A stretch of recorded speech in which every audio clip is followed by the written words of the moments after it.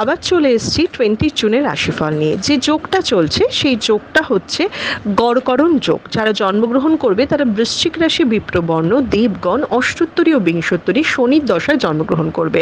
যে সময়টা কাজকর্মের জন্য যদি কারোর মৃত্যু ঘটে, সেই মৃত্যুতে কিন্তু কোনো রকম কোনো দোষ নেই। যে সময়টা কাজকর্মের জন্য ভালো সেটা একদম দুপুর 3:42 থেকে 6:22, আবার সন্ধ্যে 7:04 থেকে 9:13 মধ্যে। আপনি যদি মেষ রাশি, মেষ লগ্নের মানুষ হন, তাহলে আজকে একটু ঝগড়া অশান্তি লেগে থাকলেও আপনি কিন্তু ভালো কোনো চেষ্টা করতে পারেন, যেটা থেকে বলেন আপনি উন্নতি হওয়া, সেটা করতে পারেন। আপনি যদি বৃষ রাশির মানুষ হন, সন্তানকে নিয়ে চিন্তা থাকবে, যে কারোর উপর একটু সন্দেহ হবে যে ঠিক হচ্ছে না ভুল হচ্ছে, এই ব্যাপারটা থাকবে।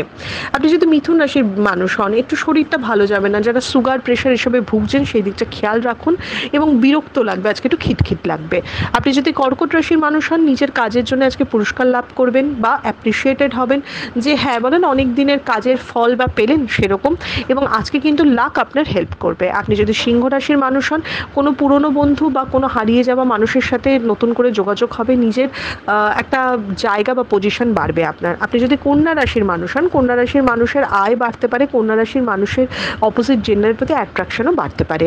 আপনি যদি তুলা রাশির মানুষ হন, স্থান পরিবর্তন, ভ্রমণ দেখাচ্ছে, একটু হতাশাভাবও দেখাচ্ছে। আপনি যদি বৃশ্চিক রাশির মানুষ হন, চোট আঘাত সম্ভাবনা দেখাচ্ছে, বৃশ্চিক রাশি কিন্তু অন্য কোনো কাজেরও সুযোগ পেয়ে যাবে। আপনি যদি ধনু রাশির মানুষ হন, তাহলে দুর্ভোগ হতে পারে, ধনু রাশির মানুষের মান অভিমানের পালা চলবে।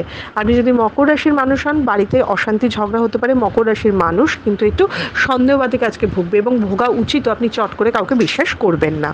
আপনি যদি কুম্ভ রাশির মানুষ হন, তো ব্যবসায়ী যারা রয়েছেন তাদের আয়ের সুযোগ বাড়বে এবং সেই সাথে অন্যের জন্য আপনার ক্ষতি হতে পারে, তাই অন্যের কোনো ব্যাপারে খুব একটা ঢুকবেন না।